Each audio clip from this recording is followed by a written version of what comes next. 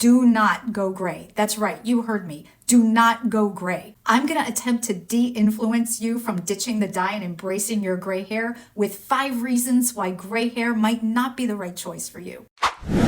Now, you know that there's this growing movement of women who are encouraging other women to ditch the dye and embrace their natural gray hair. And I know because I'm one of them. There's a lot of good reasons for it. Gray hair is just undeniably beautiful, and ditching the dye is very freeing and very liberating. But today, I want to take a step back and challenge that idea. Because before you decide to stop dyeing your hair and go through this process, you need to understand there are some practical realities to consider. These are some of the things that you might not hear in all the empowering messages online. Because while I firmly believe that gray hair is beautiful, it's not for everyone. And there's nothing wrong with admitting that. I admit it, I had a hard time coming to this decision. So here are 5 reasons why going gray might not be the choice for you.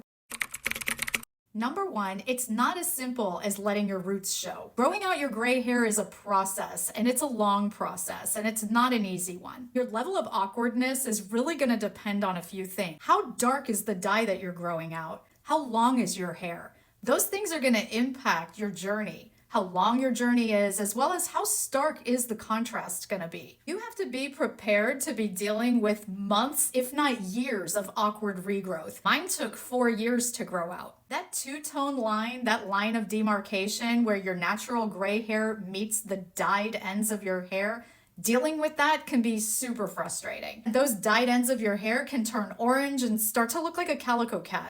You might find yourself constantly tempted to buy a box of hair dye or go book a salon appointment. Some women find that that in-between stage just doesn't align with their personal or professional image, and that's okay. It's okay. Transitioning to your natural gray hair isn't just a physical process, it's an emotional process. You'll need to decide if you have the patience and the confidence to navigate this stage. Number 2 is that gray hair changes more than just your hair color. When your natural gray hair starts to come in, you might start noticing changes in your hair's texture. Gray hair often feels coarser, drier, and it's more prone to frizz. Great. For some women, their usual products, styles, or hair tools just no longer work on their gray hair. They have to learn new ways to manage their hair. And not everybody has the time, the energy, or even the desire to invest in new hair care routines. So if you don't want to completely overhaul your products, your tools, or your techniques, gray hair might feel more like a burden than a liberation. Now, number 3 is one I really don't like, but this is the reality that gray hair can affect you professionally. I know that this one shouldn't matter in a perfect world, but we don't live in a perfect world. And in certain industries, gray hair is still associated with aging, being out of touch, and slowing down. If you're in a field that places a high value on appearances, then you might feel pressured to maintain a youthful look, and that might not include gray hair. Gray hair shouldn't define your capabilities, and what about all that experience? Doesn't that account for anything anymore? But it would be naive to ignore the fact that social biases exist. They just do. So if keeping a competitive edge at work matters to you, then gray hair might not be the best choice. At least not for now.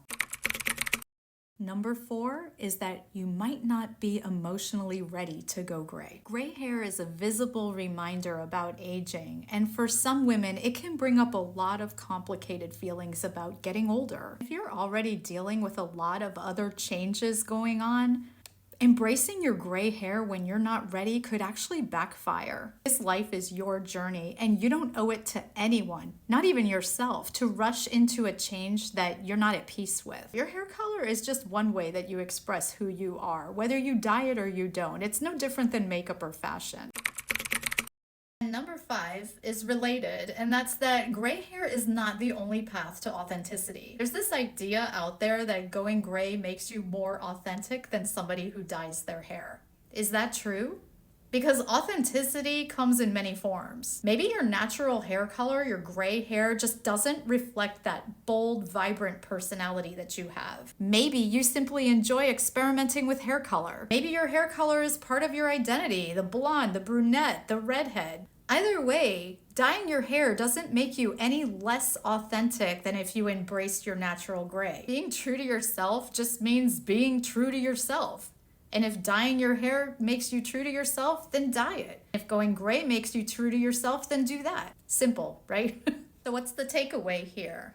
Well, just know that if you're deciding to go gray, it's a deeply personal choice. There's no right or wrong decision, only what feels true to you. If the idea of ditching the dye and embracing your natural gray hair doesn't excite you, don't do it. If dyeing your hair makes you feel more confident, youthful, and like yourself, then keep dyeing it. That's totally valid. And remember that this is about doing what you want to do with your hair, not because somebody online told you what to do. So whether you decide to ditch the dye or whether you continue to dye your hair, just know that your beauty and your worth have nothing to do with your hair color. I'd love to hear your thoughts in the comments though. Are you considering ditching the dye or are you going to keep dyeing your hair? Let's keep this conversation going. As usual, thanks for watching and I will see you in the next video.